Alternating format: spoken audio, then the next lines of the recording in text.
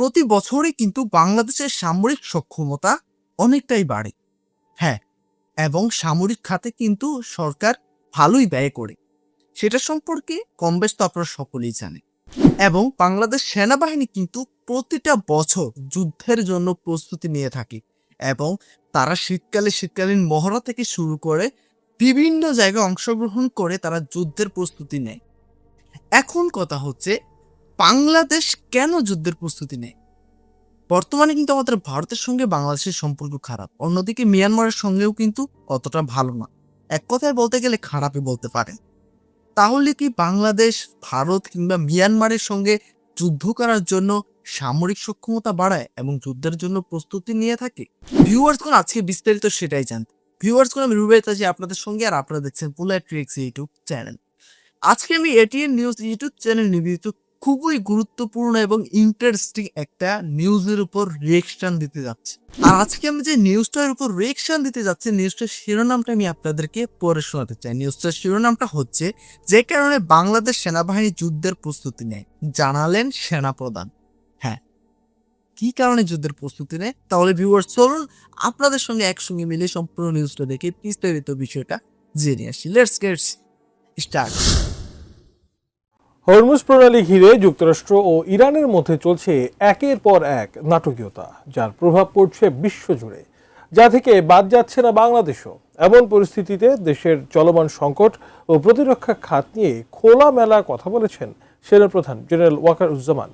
সামনে আনলেন কেন বাংলাদেশ সেনাবাহিনী যুদ্ধের প্রস্তুতি নিয়ে থাকে। বিস্তারিত জানাচ্ছেন শেখ ফরিদ। সবাই কভার নাও।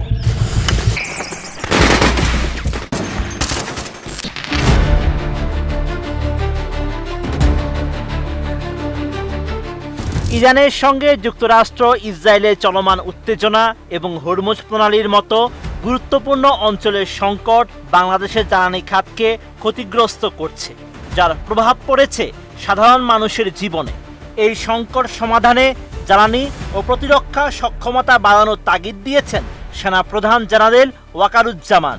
23 এপ্রিল রাজধানীর মিরপুর সেনানিবাসে ন্যাশনাল ডিফেন্স কলেজ পরিচালিত ক্যাপস্টোন কোর্সের সমাপনী অনুষ্ঠানে এসব কথা বলেন তিনি। Now this is another crisis, is the Hormuz crisis that is coming up. So every time we'll be facing with new kind of challenges. জ্বালানি খাত নিয়ে জেনারেল ওয়াকারুজ্জামান জানান, বিশ্বজুড়ে প্রতিনিয়তই নতুন নতুন সংকট দেখা দিচ্ছে। জ্বালানি নিরাপত্তা এখন একটি বড় ইস্যু। দেশে জ্বালানি তেল পরিশোধনে চট্টগ্রাম একটি মাত্র ইস্টার্ন রিফাইনারি আছে, যা চাহিদা মাত্র 10 থেকে 15% মেটাতে পারে। বাকি জ্বালানি পরিশোধিত অবস্থায় আমদানি করতে হয়, যার ফলে খরচ অনেক বেড়ে যায়। স্বাধীনতার 55 বছর পার হলেও বাংলাদেশে দ্বিতীয় কোনো রিফাইনারি করে না ওঠায় পরিস্থিতি আরও জটিল হয়েছে। দেশের মানুষকে প্রতিদিন সুরক্ষিত রাখার প্রত্যয় নিয়ে এলো safe round sweet. At least 54-55 years after independence, we didn't develop the Eastern Refinery, or we didn't have a second refinery. এছাড়া এতদিনে নজরটা গিয়েছে। আসলে সমস্যা না হলে কেউই থাকে না। এটা এশিয়ার মধ্যে বেশিরভাগ দেশে এই সমস্যাটা, ঠিক আছে। এতদিন যদি এটার উদ্যোগ নেওয়া হতো, তাহলে কিন্তু এই তেল রিফাইনারি আরেকটা হয়ে যেত বাংলাদেশে, ঠিক আছে।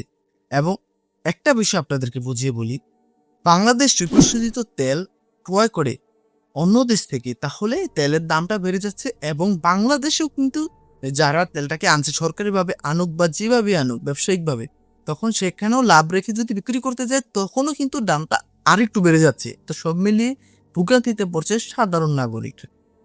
তো যাই হোক ভিউয়ার্স, স্বাধীনতার পরে আমার দেখা মতে বাংলাদেশে সেরকম ভালো ভালো যেই কাজগুলো করার দরকার ছিল সেগুলো হয়নি।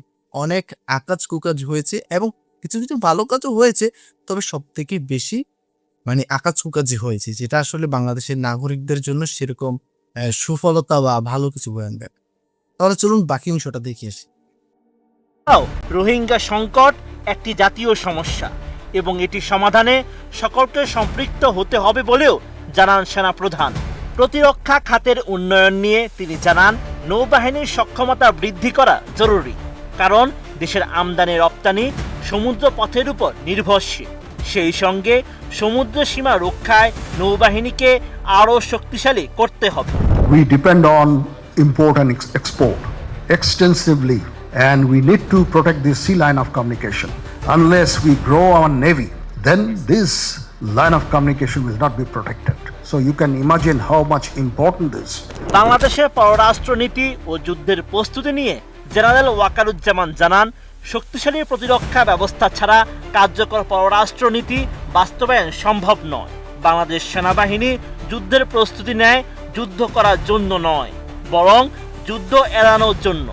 জবাবদিহিতা প্রসঙ্গে তিনি আরও বলেন, যে সংগঠনে জবাবদিহিতা নেই সেটি কখনো উন্নতি করতে পারে না। বাংলাদেশ সেনাবাহিনী সবসময় জনগণের কাছে জবাবদিহি করতে চায়। যে অর্গানাইজেশনে জবাবদিহিতা নাই, সেই অর্গানাইজেশন কখনো গ্রো করবে না। আমরা চাই আমাদের মিলিটারি সবসময় জবাবদিহিতার মধ্যে থাকবে। এটা কি ডেভেলপমেন্ট হচ্ছে, কি হচ্ছে না, কোথায় সমস্যা হচ্ছে, you all should get into this. Sheikh Farid, ATN news.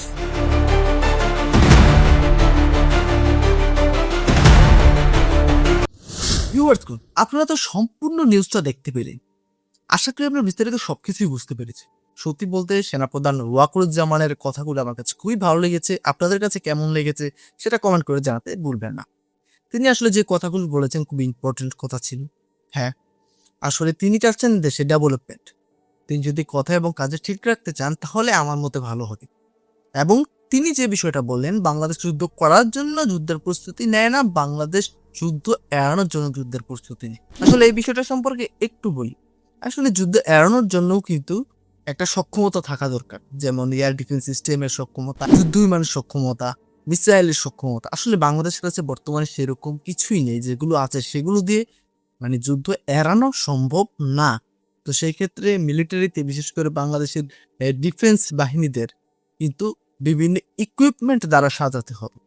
প্রশিক্ষিত হলেই হবে না, ইকুইপমেন্টেরও প্রয়োজন আছে। এবং বাংলাদেশ নেভির কথা বললেন, সেখানে যে বিষয়টা তিনি বলেছেন খুব ইম্পর্টেন্ট কথা, সেটা হচ্ছে বাংলাদেশ যে এক্সপোর্ট ইম্পোর্ট করে, তো সেই কাজগুলো কিন্তু জলপথেই হয়ে থাকে। তো জলপথে যেহেতু হয়ে থাকে, তো বিপদ এড়াতে নেভিকে স্ট্রং করতে হবে, যাতে জলপথে কোনো বিপদ না হয়। এবং তিনি কিন্তু তেল রিফাইনারির কথাটাও বললেন। বর্তমানে বাংলাদেশে কিন্তু একটা তেল রিফাইনারি রয়েছে, যেটা দিয়ে কিন্তু সেরকম কোনো কাজ হচ্ছে না, মাত্র 14-15% কাজ হয়। তো 100%-এর মধ্যে 14-15% কিন্তু খুবই সামান্য। তো সেই জায়গা থেকে যদি নতুন তেল রিফাইনারি হয়ে যায়, তাহলে কিন্তু বাংলাদেশের মানুষের কিন্তু অনেকটাই ভোগান্তি কমবে এবং বাংলাদেশের মানুষের কিন্তু অর্থটা অনেকটাই বেঁচে যাবে। তো বর্তমান সরকার কি করবে সেটা তো বলতে পারি না। তো বর্তমানে বাংলাদেশের সরকার যদি আগের সরকারের মতো না করে ভালো কিছু করে দেশটাকে উন্নত করার চেষ্টা করে, তাহলে বেশ ভালো হবে। হ্যাঁ ভিউয়ার্স, আমাদের ভারত এবং বাংলাদেশের মধ্যে অনেক বেশি দুর্নীতি হয়, যেটা সম্পর্কে কি বল। আমি বাংলাদেশে একজন ব্লগার একটা ভিডিও দেখেছি, তিনি চায়নাতে থাকেন এবং তিনি দেখাচ্ছেন যে চায়নার মধ্যে গ্রাম এলাকার উপর দিয়ে, গ্রাম এলাকা দিয়ে বুলেট ট্রেন চলাচল করছে। একজন মানুষ খেতে কাজ করছে, একজন চাইনিজ কৃষক, ওনার পেছন দিয়ে বুলেট ট্রেন যাচ্ছে। এবং সে ব্লগার ভাই বলছেন যে চায়নাতে দুর্নীতি নেই বলে বুলেট ট্রেন গ্রাম অঞ্চল দিয়ে যায়। আপনি গ্রাম থেকে একটা ট্রেনে উঠে সরাসরি খুব দ্রুত শহরে যেতে পারছেন। চায়নাতে এই সুবিধা। ভারত বাংলাদেশের দিকে তাকান, এই সুবিধা নেই, কারণ দুর্নীতি ভরপুর। তো যাই হোক ভিউয়ার্স, এই ছিল বিস্তারিত। তো আজকে সম্পূর্ণ রিয়াকশন ভিডিওটা আপনাদের কাছে কেমন লেগেছে অবশ্যই কমেন্ট করে জানাবেন। যদি ভালো লেগে থাকে তার লাইক, চ্যানেলকে সাবস্ক্রাইব এবং কমেন্ট যদি করেন, একটু অনুপ্রাণিত হই। তাহলে ভিউয়ার্স বিদায় নিচ্ছি, এখানেই দেখা হবে পরবর্তী কোনো একটা ভিডিওতে। ততক্ষণ পর্যন্ত সকলে ভালো থাকবেন, সুস্থ থাকবেন। Tata, bye bye.